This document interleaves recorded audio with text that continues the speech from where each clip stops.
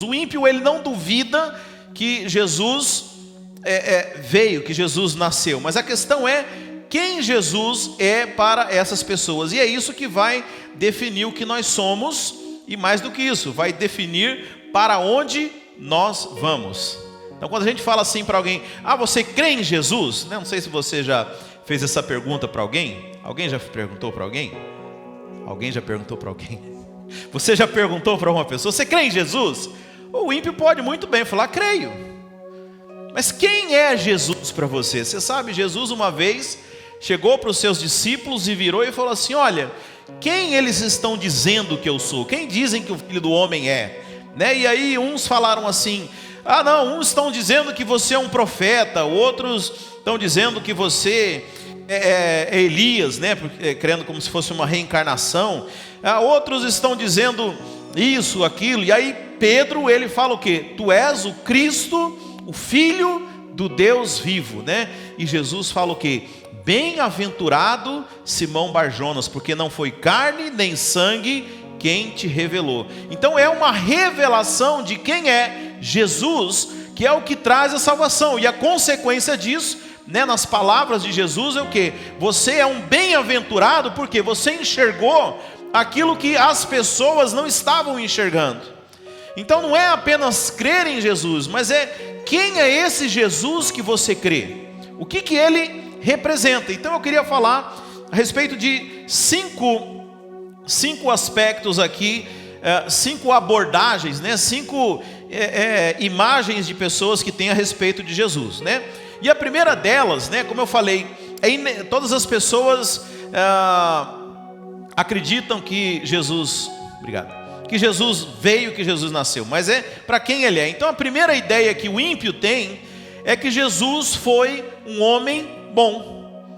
Jesus, sim, eu acredito em Jesus, mas quem que é Jesus para você? Não, Jesus foi um homem bom, assim como Mahatma Gandhi, assim como Madre Teresa, assim como algum outro, grande nome conhecido. Mas Jesus para muitos foi apenas um homem que teve um bom testemunho, alguém que fez algo bom, Lá em Mateus 13:55, a Bíblia diz assim, que Jesus começou a fazer uns milagres, e as pessoas que eram ali do povoado dele falavam assim, não é esse o filho do carpinteiro, E a sua mãe não se chama Maria, os seus irmãos não são Tiago, José, Simão e Judas, e não estão conosco todas as suas irmãs?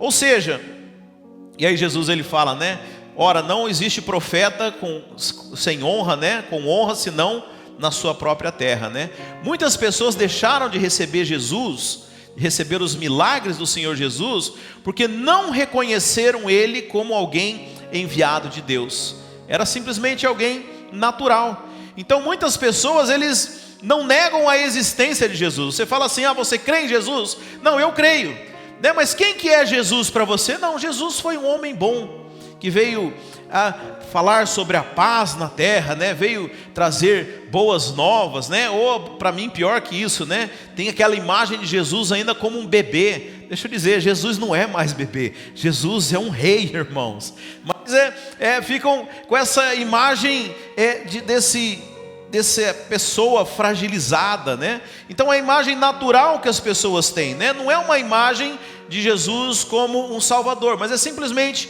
um homem que veio trazer um bom testemunho, Mas ele não tem divindade nenhuma, ele não tem diferença nenhuma com outros homens, com grandes homens que vieram trazer, acrescentar alguma coisa para a nossa terra. Então essa é a primeira visão, a visão do homem bom.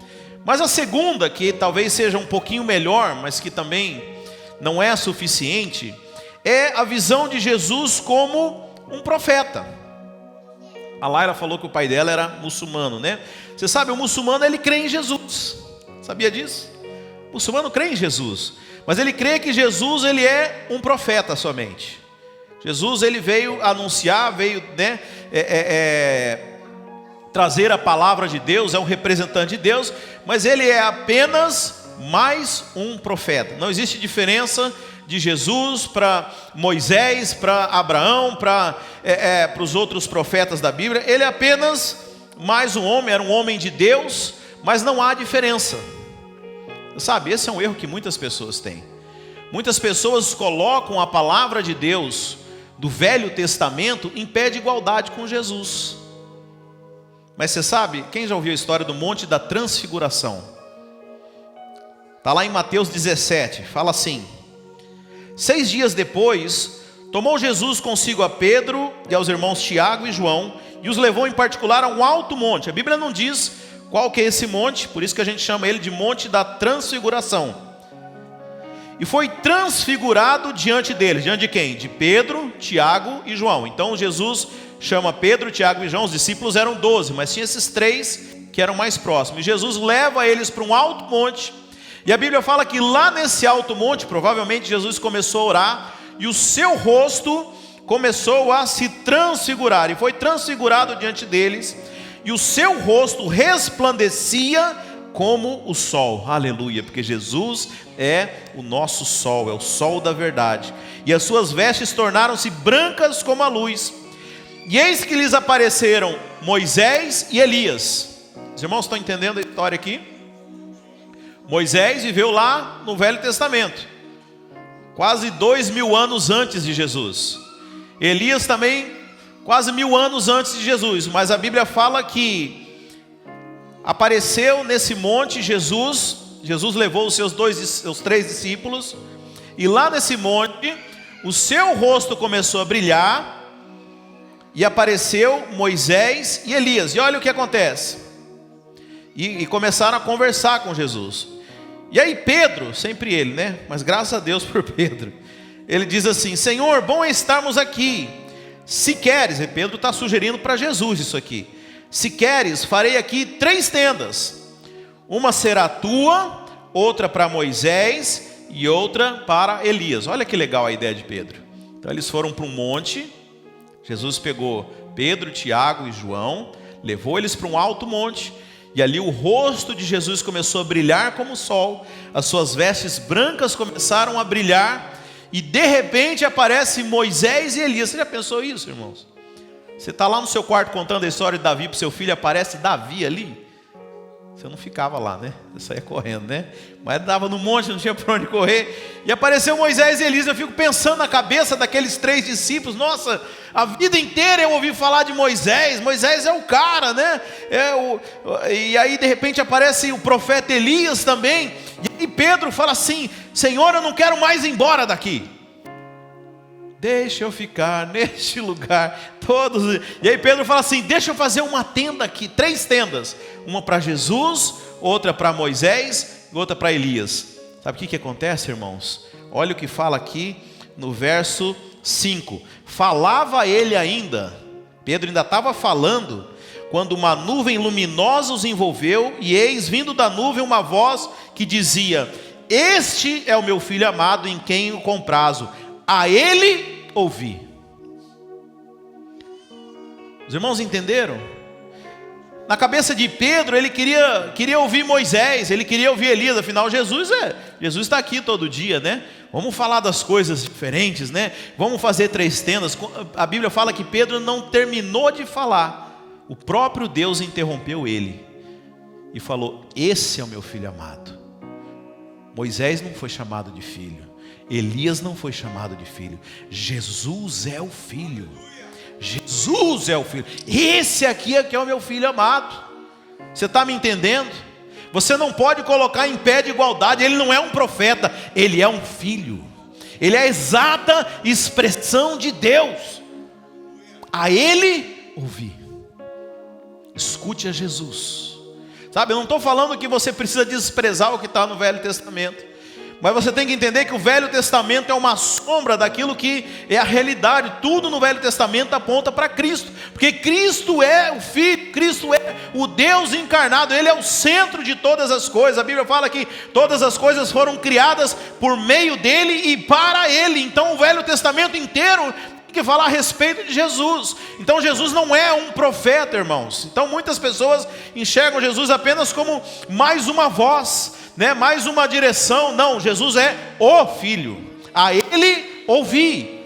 Então chegou o momento que os profetas profetizavam a respeito de Jesus, mas hoje Jesus está aqui. Você precisa escutar a Jesus. Mas muitas religiões falam, né, que Jesus é apenas mais um dos profetas, né? Então esse é um pouquinho mais do que aquele que pensa que Jesus foi só um homem bom. Esses acreditam que Jesus é um enviado de Deus, mas ele não é apenas o enviado de Deus. Jesus é o verbo que se fez carne. Todo o Velho Testamento fala a respeito dele, é o cumprimento da promessa de Deus para nós, irmãos. Quando o homem peca lá no Éden, lá em Gênesis 3, né, Deus ele fala para a serpente o quê? Hoje você feriu o calcanhar, mas vai vir da semente da mulher aquele que vai pisar na sua cabeça. Ali é a profecia que se cumpre com a chegada de Jesus. Então Jesus é o cumprimento, irmãos. Todo o Velho Testamento só tem um assunto: a vinda de Jesus. Tanto que a Bíblia fala que Jesus, ele chega na plenitude dos tempos. Então quando o homem peca, começa a se desenrolar um plano, um projeto de Deus, para culminar naquilo que é o nascimento do Senhor Jesus. Jesus não é um profeta, ele é o Filho, ele é Deus. Amém, irmãos? Você sabe, existe algo que eu chamo de o paradoxo do profeta, né? Porque, como eu falei, algumas religiões enxergam Jesus apenas como mais um dos profetas. E eu geralmente brinco com essas pessoas, eu falo: escuta, mas vem cá, ele era um profeta ou ele era um lunático? Não, ele era um profeta.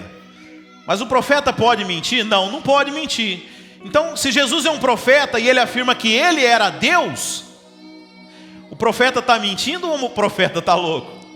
Entende? É impossível, porque se ele for um profeta, ele não pode mentir, ele precisa falar a verdade.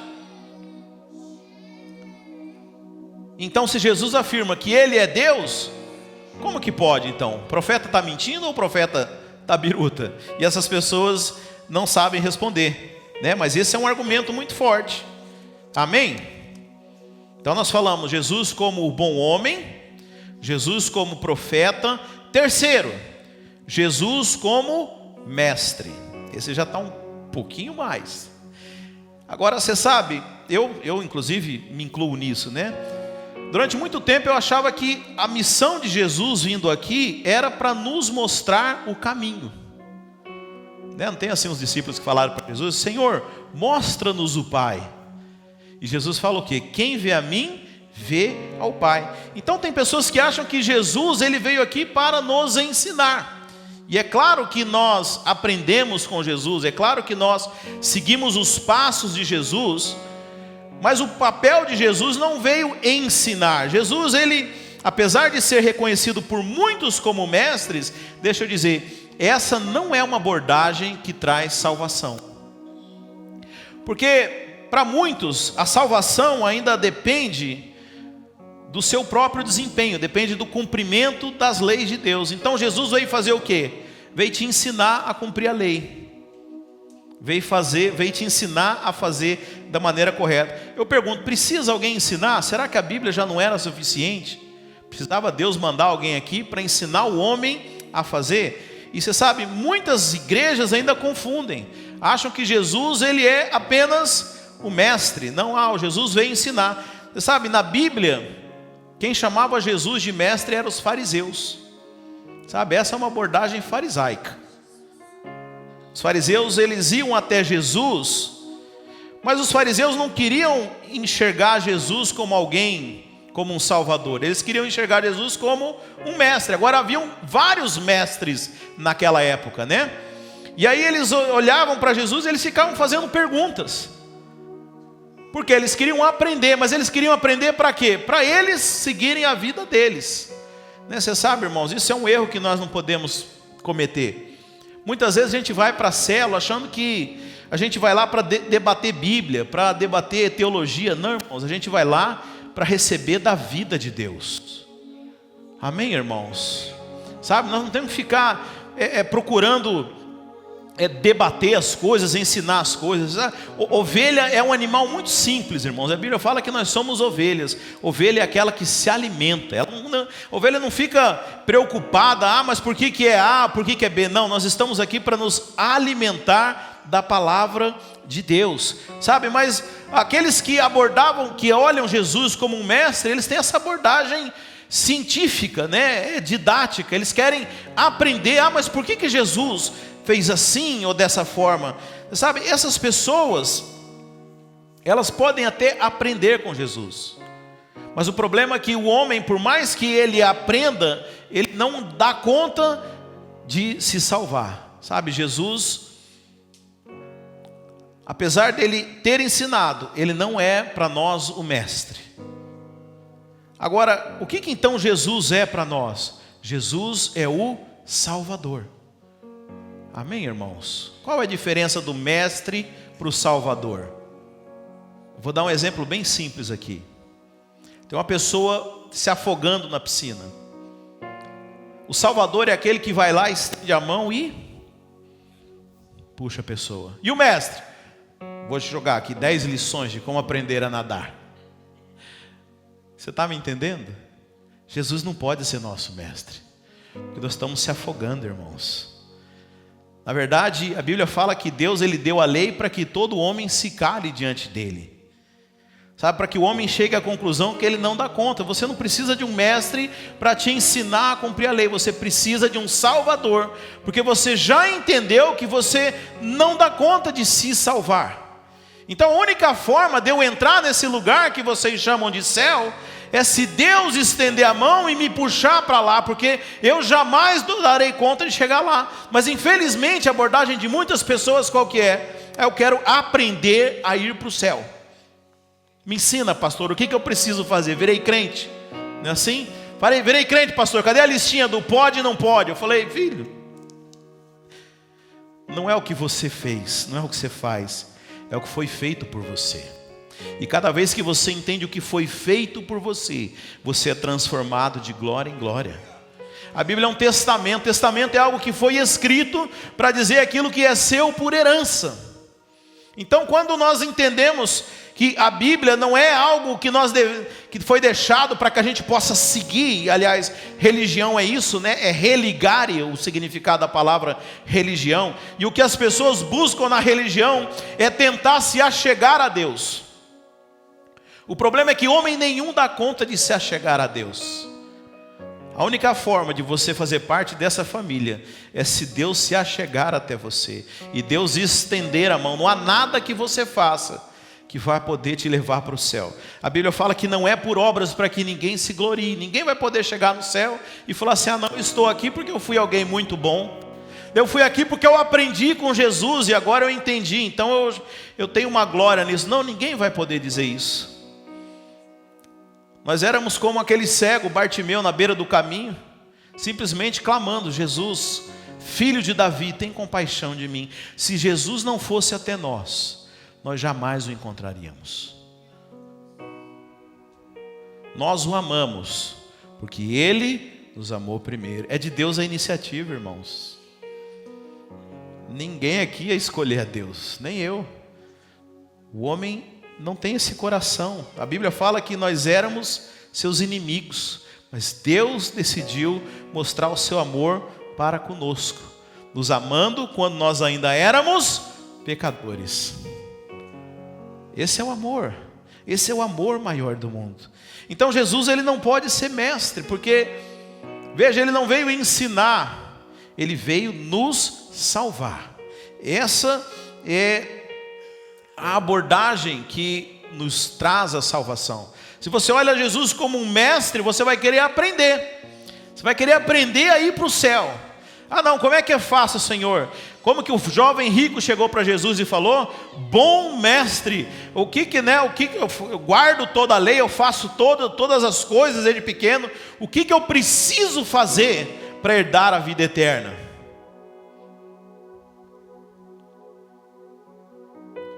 Aí Jesus resolve entrar no espírito da brincadeira, falou, vende tudo que você tem e dá aos pobres, vem e segue-me.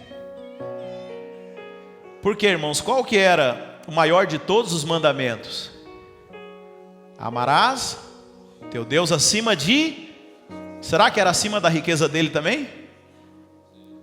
E ele conseguiu fazer isso? Amar a Deus mais do que a riqueza dele? Jesus estava mostrando o que para ele? Filho, você não dá conta nem de guardar o maior dos mandamentos. Não é por essa abordagem, não é esse o caminho, não, esquece, filho. Não vai por esse caminho. Não queira aprender a fazer as coisas. simplesmente receba o amor que eu tenho para dar para você. Sabe, chega para mim e fala assim, seria uma abordagem muito mais bonita, fala: Jesus, eu não dou conta, eu sou Zaqueu, eu sei que eu tenho um monte de falcatrua, eu sou uma pessoa rejeitada pela sociedade, eu sou um pecador, eu tenho defraudado as pessoas, mas o Senhor escolheu vir jantar na minha casa.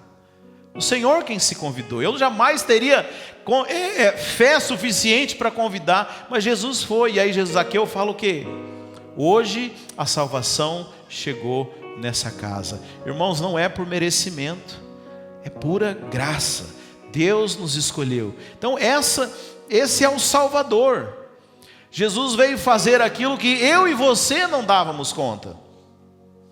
Então lá em Mateus 1:21, olha o anjo aqui falando a José a respeito de Maria.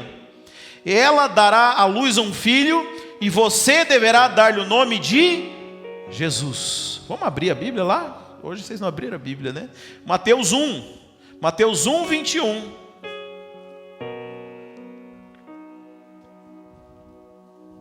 Versículo bem de Natal esse. Mateus 1, verso 21.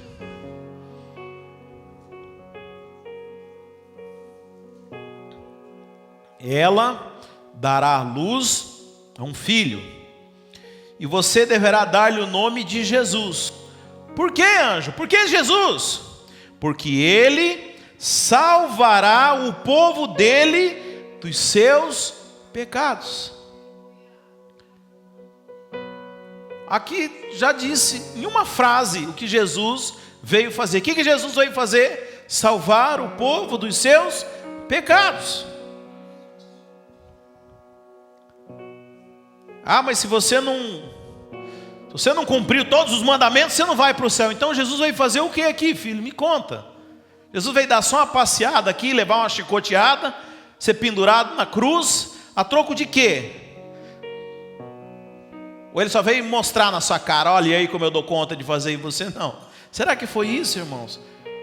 Não, Jesus veio fazer, veio te salvar daquilo que eu e você não dávamos conta. João 1:29. João 1:29. No dia seguinte, viu João a Jesus, que vinha para ele, e disse: eis o Cordeiro de Deus, que tira o pecado do mundo. Não é o Cordeiro que vem ensinar o mundo a viver sem pecado. Está entendendo a diferença? Jesus não veio te ensinar a viver sem pecado. Não, isso Deus já chegou à conclusão que você não dava conta. Aliás, se você pensar, né, falar: mas Deus deu os mandamentos, que aliás não são 10, são 613 mandamentos, ordenanças e leis cerimoniais. Você vai achar lá Deuteronômios, em Levíticos, em Êxodo, são 613, irmãos. Eu duvido aqui que alguém sabe me falar os 10 mandamentos de cor. Imagina os 613, tá? Agora, se Deus sabia que o homem não dava conta de cumprir, por que ele fez isso? Por que ele deu os 613 mandamentos para o homem?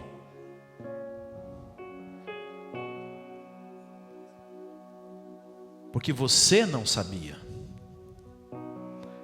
Porque quando Deus entregou os mandamentos para Moisés lá no Sinai, o povo disse o quê? Tudo o que disser faremos. Ou seja, pode deixar, Deus, nós damos conta. Agora a Bíblia fala que a lei ela é perfeita, a lei ela é a expressão de Deus. Então Deus está falando o seguinte: esse aqui é o meu caráter. E o povo falou o quê? Não, pode deixar, eu dou conta, Deus. Eu sou igual a você. Você é santo? Eu sou santo também. Vixe, facinho. E aí o homem vem deturpando a lei de Deus. E Jesus fala para os fariseus o quê? Vocês são homicidas. E os fariseus falam: não, eu nunca matei ninguém. Ele falou: mas se você odeia o seu irmão, você é um homicida. Vocês são adúlteros, geração adúltera. Mas eu nunca traí a minha mulher. Mas se você olhou para uma mulher com uma intenção impura, você é um adúltero. Sabe, o homem defrauda o tempo inteiro a lei de Deus, mas ele tem a ousadia, ele quer se achar igual a Deus, falar, não, eu dou conta de cumprir essa lei. Não, Deus sabe que você não dá. Deus quer que você saiba que você não dá conta. Porque quando você não dá conta de cumprir a lei de Deus, você vai falar o quê? Deus, a única forma de eu ser salvo é se o Senhor me salvar. Para de disputar com Deus aquilo que só Ele pode fazer, porque é totalmente pela graça. A graça é favor imerecido. Quando você entende que você não pode, que você não dá conta, aí Deus começa a trabalhar na sua vida, porque é Ele fazendo. Não há espaço para nossa ação, irmãos. Quero dizer que se você pode colaborar em alguma coisa para a tua salvação, se há alguma coisa que você pode ajudar na sua salvação, foi pecando para fazer a salvação necessária. Mas não há ação humana, irmãos, porque é sempre Deus. O homem não dá conta. Mas é exatamente isso que Deus quer que você perceba, porque é o amor dele que nos salva. Ele nos escolheu, irmãos. É o amor de Deus que nos salva. Então Jesus é o Cordeiro que veio tirar o pecado do mundo. Agora isso aqui para um judeu é muito claro, porque todo ano, no dia do Yom Kippur, foi esses dias agora, não sei se vocês viram no calendário, agora tem no celular, aparece, né, o dia do Yom Kippur. O que era? O dia do perdão nacional. Ia o sacerdote no meio do povo, escolhia um cordeiro sem defeito, ia lá, sacrificava aquele cordeiro, e o pecado do povo era removido por um ano. Tem crente hoje que acha que não remove por um dia, né? Vem, toma ceia, briga ali no trânsito, acha que Deus já está irado com ele. Não, mas por um ano eles acreditavam que eles estavam limpos. Mas aquilo era, como eu falei, a Bíblia inteira ela está falando a respeito de Jesus. Então quando João ele enxerga Jesus, e provavelmente ele já havia anunciado isso, falou, olha, vai chegar o tempo em que Deus vai enviar o próprio Cordeiro dele para tirar de uma vez por toda o pecado do mundo. Se você ler o livro de Hebreus, lá está falando a respeito disso. E aí João enxerga Jesus e fala, esse aí é o Cordeiro que eu estava falando. É esse que Deus enviou para tirar o pecado do meio do povo. Agora, como é que Deus remove o pecado do meio do povo? Fazendo o povo parar de pecar? Fazendo o sacrifício pelo pecado. Era assim que o pecado era removido. Quando o sacrifício é feito, a Bíblia fala que sem derramamento de sangue não há remissão de pecados.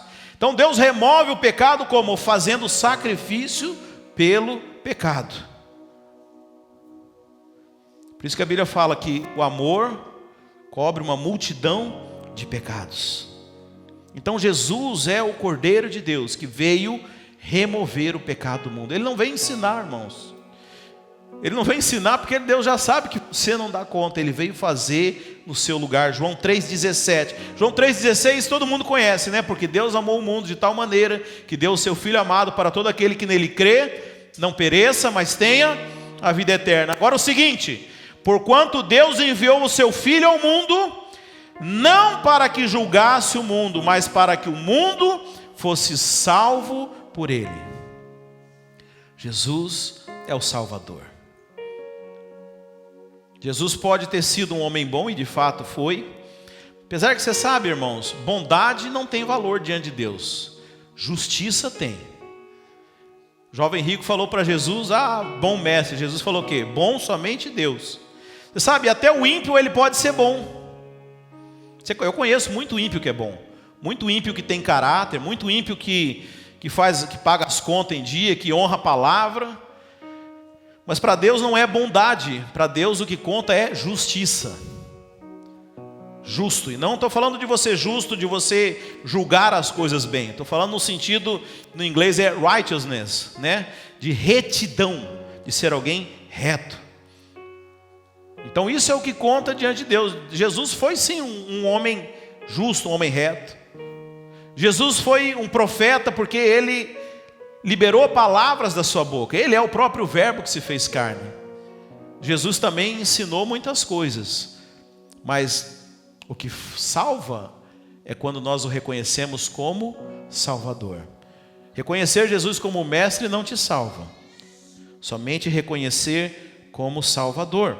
Porque, como eu falei, para você ser salvo, você precisa entender que você não é salvo pelo que você faz.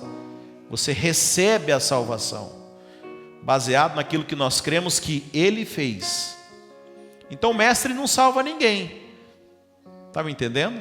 O mestre te ensina a se salvar, apesar que ele mesmo não dá conta. Dia desse eu estava vendo um vídeo de um cara, de um preparador físico, um gordão, falou, mas o cara querendo ensinar os outros, nem ele dá conta.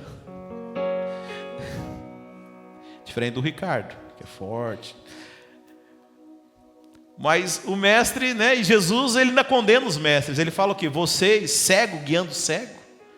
Você não dá conta de fazer o que você ensina, cara. O que você está aí falando? Seja humilde.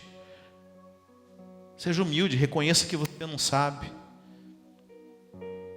Porque a grande virtude é reconhecer que nós não damos conta, que nós somos incapazes. E para isso, Deus nos mostra na sua palavra. E quando você reconhece isso, você entende a única forma de eu me tornar parte da família de Deus é se Ele decidir me adotar, é se Ele decidir me salvar. Então Deus envia Jesus como Salvador, porque Jesus remove o pecado da humanidade. Mas você sabe, remover o pecado é uma parte, porque o fato de você não ter pecado ainda não te torna um filho de Deus. Mas a Bíblia fala, todos aqueles que o receberam, a saber os que creram no seu nome, deu-lhes o poder de serem feitos filhos de Deus. Então Jesus, ele não apenas remove, como se fosse apenas, né? Remove os nossos pecados, mas ele nos dá acesso a Deus. Esse é Jesus, o Salvador. É essa abordagem que garante a salvação. É só quando você entende Jesus como Salvador que você pode ser salvo. Mas, se os irmãos me permitem, ainda vou falar de mais um aspecto que vai além da salvação agora. Como assim, pastor? Além da salvação? Sim, além da salvação. Você sabe, o homem não foi criado para ser salvo. Quando Deus criou o homem havia pecado. O homem estava separado de Deus quando Deus criou o homem. Deus não criou o homem para pecar.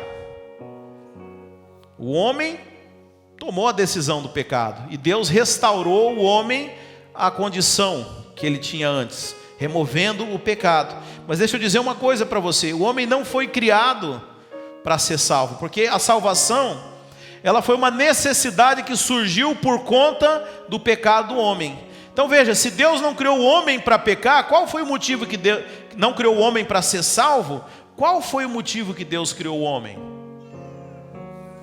Sabe, isso é uma pergunta interessante, é uma pergunta lícita, irmãos. Porque se muitas pessoas que acreditam que o objetivo de Deus é só a salvação do homem, uma vez que ele se torna salvo, o que ele está fazendo na igreja? Mas você vai fazer no céu? Se a ideia de Deus era só salvar o homem, eu estou salvo, eu posso ir embora, não? Não, Deus tem um projeto para o homem. Antes que o homem pecasse, Deus ele deu direções. Aliás, Deus não cria nada sem propósito, irmãos. Deixa eu dizer, o homem foi criado para governar. A Bíblia fala que Deus criou o homem e disse o quê? Crescei, multiplicai e dominai, exerça governo. Deus o fez à imagem e semelhança para expressar a autoridade de Deus aqui na terra. Amém? Então a salvação, ela te coloca de volta no trilho, mas ainda há um caminho para você seguir. Amém? E glória a Deus, porque lá em Apocalipse você vai ver o cumprimento disso. A Bíblia fala que Jesus vai estabelecer o seu governo e nós vamos reinar com Cristo. Amém? Mas, como eu falei, Jesus como Salvador, Ele é aquele que te salva. Agora, qual é o Jesus que te põe no propósito, te põe no caminho para fazer aquilo que você foi chamado para ser? É o Jesus como Senhor. Estão acompanhando? O bom homem, o profeta, o mestre, esses três aqui estão fora já, né? Aí você tem o Salvador, esse te coloca no céu.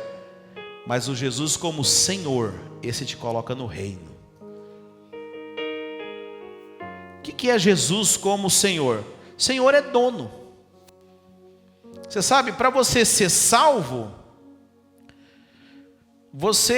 a salvação ela é um presente, né? A Bíblia fala que é um dom de Deus. Não depende de absolutamente nada do que você faz. Se você crer e confessar, crer com o coração e com a boca confessar, você se torna salvo. Amém, irmãos? Isso é a salvação.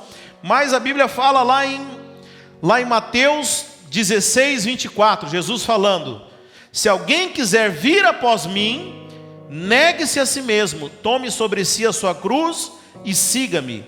Porque aquele que quiser salvar a sua vida, perdê-la-á, e quem perder a sua vida por amor de mim, achá-la-á. Pois que aproveita o homem ganhar o mundo inteiro e se perder a sua alma? Ou que dará o homem recompensa da sua alma? Porque o Filho do homem virá na glória do seu Pai, como os seus anjos, e então dará a cada um segundo as suas obras. Sei que pode parecer confuso, né? Porque eu falei que a salvação não era de graça. Agora, por que Jesus está falando isso? Mas primeira coisa, Jesus fala: aquele que quiser vir após mim. Então veja, você é salvo, amém. Você vai ser introduzido no céu, você é um filho amado. Mas Jesus, ele agora estabelece um outro padrão, não mais como Salvador, ele estabelece um padrão como Senhor. Agora ele é Senhor, é o quê? Aquele que quiser seguir o caminho, em outras palavras, aquele que quiser ser o meu discípulo. Pergunto, precisa ser discípulo de Jesus para ser salvo? Não, irmãos. Jesus pregou para muitas multidões. Quantos discípulos ele tinha? Tinha 12. Você não precisa ser discípulo para ser salvo. Mas Jesus agora ele faz um convite para nós. Um convite para o quê? Para negar-se a si mesmo e tomar sobre si a sua cruz e segui-lo. O que é negar a si mesmo? Você sabe, irmãos, nós somos cheios de vontade, cheios de projetos, cheios de planos, mas Jesus está falando o seguinte: deixa eu ser Senhor sobre a sua vida. Você sabe o que é ser Senhor? É ser seu dono, é isso mesmo, ser dono. Você sabe, escravo não escolhe a hora de acordar, não escolhe a hora que vai comer, não escolhe para onde vai, é o Senhor quem manda em tudo. Então Jesus ele está fazendo um convite: olha, se você agora quiser, se você que foi salvo, se você quiser vir após mim, então a primeira coisa, você vai ter que negar a si mesmo, você vai ter agora que renunciar, né, ser dono do seu próprio nariz, porque eu vou ser o Senhor sobre você, amém? E aí ele fala: tome a sua cruz e sigam-me, porque aquele que quiser salvar a sua vida, perdê-la-á. Ou seja, se você quiser continuar vivendo os seus sonhos, os seus desejos, né, você não vai experimentar a verdadeira vida. E quem perder a sua vida por amor de mim, achá-la. Mas o que é o lucro nisso tudo, Jesus? Ele fala lá no final: porque o Filho do homem virá na glória do seu Pai com os seus anjos, e então dará a cada um segundo as suas obras. Mas pastor, você não falou que a salvação não é por obras? Não acabamos de falar em Efésios 2 aqui? Não por obras para que ninguém se glorie. Não, a salvação não é por obras, mas o reino, a recompensa é por obras. Os irmãos estão entendendo a diferença? Está difícil hoje, né? Está difícil. Então Jesus como Salvador é de graça, irmãos. Todo aquele que crê e confessar será salvo. Esse vai ser salvo. Agora, quem que vai reinar com Jesus? Aqueles que sofreram. A Bíblia fala que se com Cristo nós padecemos, com Cristo nós reinaremos. Veja, para ser salvo ninguém precisa padecer. Para ser salvo ninguém precisa renunciar, nem negar a sua vida. Irmão, se você vem num culto aqui, ouviu a palavra, entendeu o sacrifício de Jesus, aceitou e foi embora viver a sua vida do jeito que você sempre viveu, eu quero dizer que você está salvo. Ah, que isso, pastor? Não depende nada de você. É um presente, quem quer, recebe, amém? Quem quer, quem crê, será salvo. Agora, reinar com Cristo não pode ser esse. Esse não conhece a palavra, esse não se expôs a coisa. Como é que ele vai reinar com Cristo? Ele nem leu o Evangelho de João.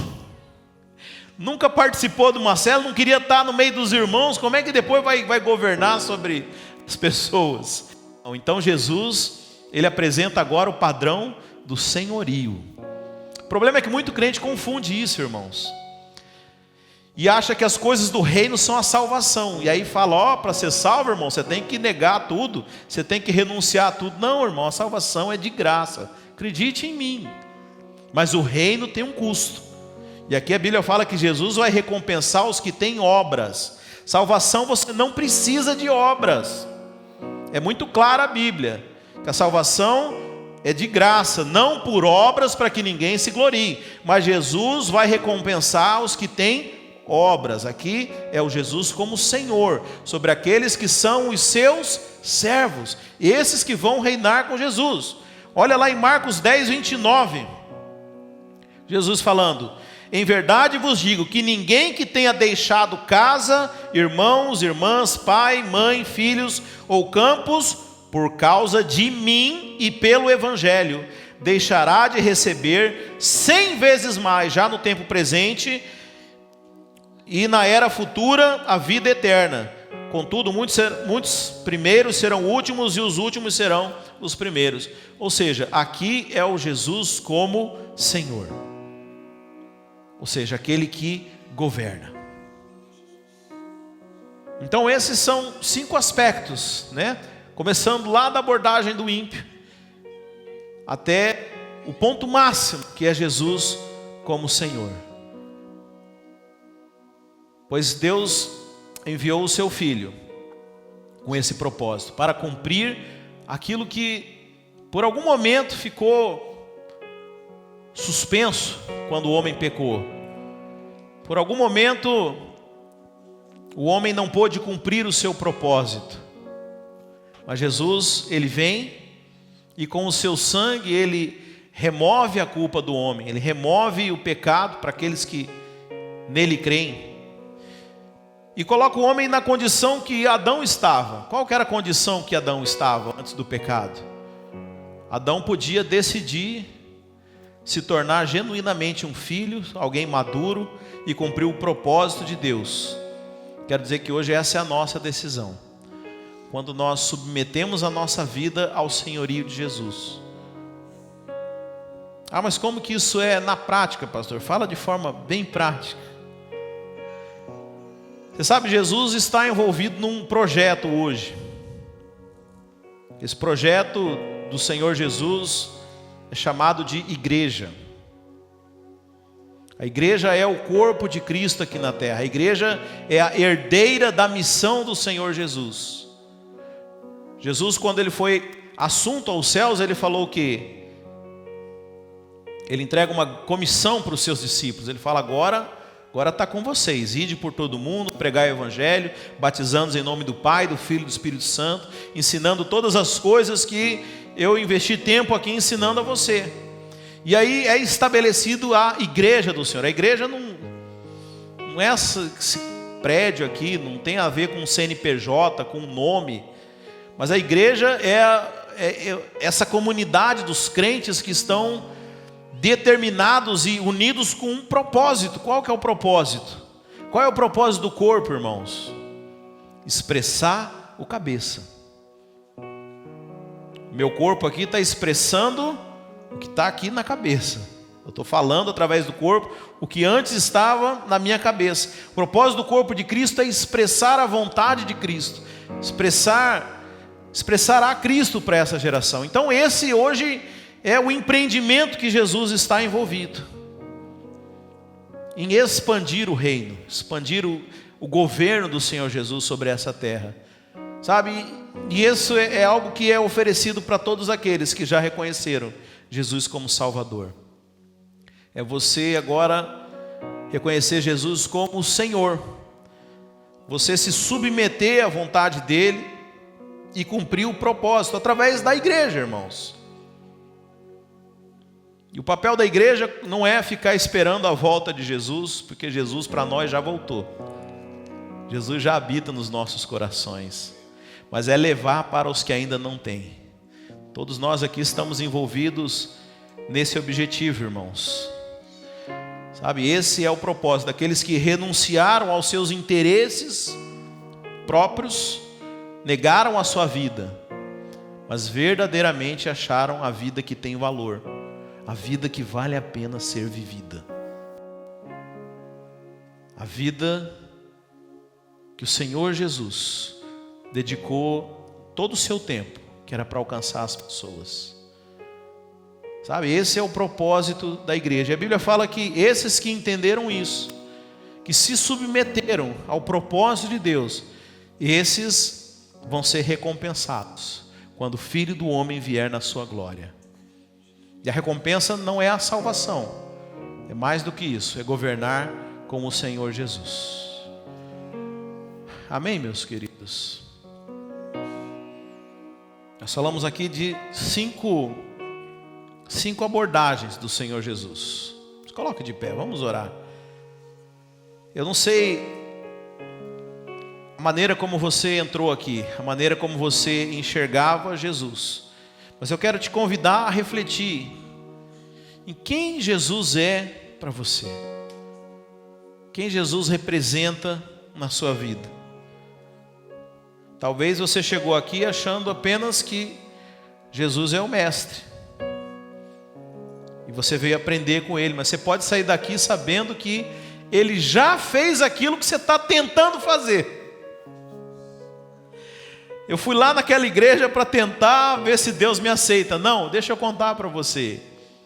Deus já te aceitou por causa de Cristo, por causa da aliança firmada lá no Calvário. Talvez você chegou aqui com essa ideia. Vou lá aprender. Não precisa aprender não, filho. Se eu fosse esperar aprender a pilotar para entrar num avião e viajar, irmãos, eu ia passar a vida inteira, eu acho que eu nunca ia andar de avião. Tem coisa que você simplesmente entra na realidade e vai. Mas talvez você já conhece Jesus como Salvador, e você está aqui já me ouvindo há mais tempo, porque a gente sempre fala isso, que não depende de você, que Deus te escolheu, que você é um salvo. Ah, pastor, como que você fala com tanta certeza que Deus me escolheu? Porque você está aqui. Ou você acha que você ia escolher vir aqui? Ou você acha que um dia você falou, vou virar crente, vou dar uma moralzinha para Jesus? Não, irmãos, não tem como. Se você está aqui, Ele te escolheu. Talvez você já me ouve há mais tempo e conhece já Jesus como Salvador. Mas eu quero te apresentar Jesus como Senhor. E você sabe, eu estou aqui porque um dia eu fiz de Jesus o meu Senhor. Pensa você que eu, quando era criança, você quer ser o quê? Para o Zezinho, quero ser astronauta. Para o Joãozinho, você quer ser o quê? Bombeiro, Elias. Eu quero ser pastor. Não queria, irmãos.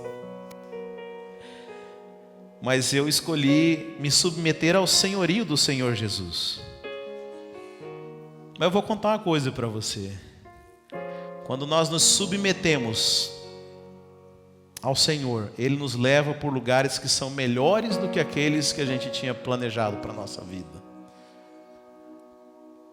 Porque Deus, Ele fala, né, que os pensamentos que Ele tem são mais altos do que os nossos.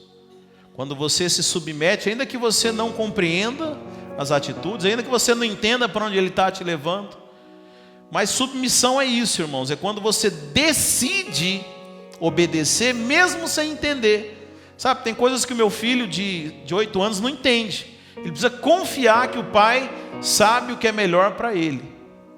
Então quando você estabelece essa confiança com Deus, você vai voar, irmãos. Porque Deus não tem projeto pequeno para nós. Ninguém nasceu por acidente aqui, amém, irmãos? A Bíblia fala que Deus te conheceu antes mesmo da fundação do mundo e vos predestinou, ou seja, você não tinha nem nascido, os pais nem existiam, ninguém tinha nada, não tinha nem a terra feita. Deus havia te escolhido, conhecido você e predestinado para você ser conforme a imagem de Jesus. Jesus, Ele quando veio, Ele era o unigênito do Pai, o primeiro, o único filho. Mas a Bíblia fala depois que Ele se torna o primogênito, o primeiro de muitos. Então Deus te chamou para uma vida de glória. Deus tem um desenho, tem uma história de glória e de vitória para a sua vida. Não estou falando que não tem batalha, irmãos. Aliás, sem batalha não tem vitória, mas é na batalha que Deus mostra a sua glória. Mas isso é para aqueles que decidem se submeter ao senhorio do Senhor Jesus. Os irmãos estão entendendo? Você pode ser salvo, mas não necessariamente você pode ser alguém que se submete à vontade de Deus. Aliás, você deve conhecer alguém que é salvo, mas nem sempre faz o que Deus manda fazer. Mas eu quero te convidar a essa entrega. Jesus fala, aquele que perder a sua vida, ou seja, que entendeu, né, que os seus projetos, eles precisam ceder lugares a algo maior que Deus quer fazer. Aquele que perder a sua vida, verdadeiramente achá-la. Ou seja, aquilo que é vida para nós não é o mesmo que é vida para Deus. A gente acha que uma coisa é vida, mas Deus está falando assim, olha, é melhor você perder essa vida aqui, porque aí eu vou te mostrar a verdadeira vida. Vou te mostrar as verdadeiras riquezas do céu. Vou te mostrar os verdadeiros valores. E é interessante porque quando a gente é criança, quando a gente é menino, quando a gente é imaturo, a gente não atribui o verdadeiro valor para as coisas. Não sei se você já teve essa experiência. Meu filho, agora não, mas quando ele tinha menos 5, 4 anos de idade, ele amava brincar com caixa. Chegava as encomendas lá em casa do Amazon, abria a caixa, botava, ele queria brincar dentro da caixa. E às vezes a caixa trazia algo, assim, custava muito caro, mas ele gostava da caixa. E às vezes a gente, como filhos imaturos, queremos brincar com a caixa, irmão, sem entender que tem coisas muito mais valiosas. Esse é o convite de Deus. Falou, olha, deixa eu mostrar para você aquilo que realmente tem valor. Abra mão disso, solta isso que você tem segurado e que você acha que é tão valoroso, porque existe uma vida mais valiosa, existem valores maiores, existem coisas maiores, existe um lugar para os filhos que são maduros, onde Deus pode ter um diálogo de adulto. E esses, a Bíblia fala, esses que entenderam, Jesus vai trazer a recompensa deles. Jesus vai recompensá-los. Nós vamos governar com Cristo, reinar com Cristo. Esse reino que começou a ser estabelecido lá por Jesus, porque quando Jesus veio, primeiras palavras no sermão dele foi o quê? É chegado o reino dos céus. E esse reino dos céus permanece. E hoje quem expressa esse reino é a igreja. Somos nós quem expressamos o reino dos céus. E esse é o propósito do nosso Senhor, para todo aquele filho maduro, amém? Jesus como Senhor. Feche os seus olhos. Esse é o momento de você meditar quem Jesus é para você. Hoje nós estamos celebrando a vinda de Jesus, mas quem Ele representa para você? Quem que é Jesus? Como você se relaciona com Ele? Sabe, eu quero te convidar a reconhecê-lo como um Salvador, como aquele que derramou o sangue para poder te salvar dos seus pecados, para te dar acesso a Deus, mas aquele também que te convida a entregar a sua vida para o senhorio completo, para que Ele seja Senhor de você, para que Ele venha governar a sua vida, para que você venha viver os propósitos dos céus aqui na terra, para que você seja um agente dos céus, que você possa ser instrumento de Jesus, boca de Deus para as nações, mãos do Senhor para os enfermos, pés do Senhor para anunciar o Evangelho. Esse é o convite do Senhor. Negar a sua vida para verdadeiramente achá-la.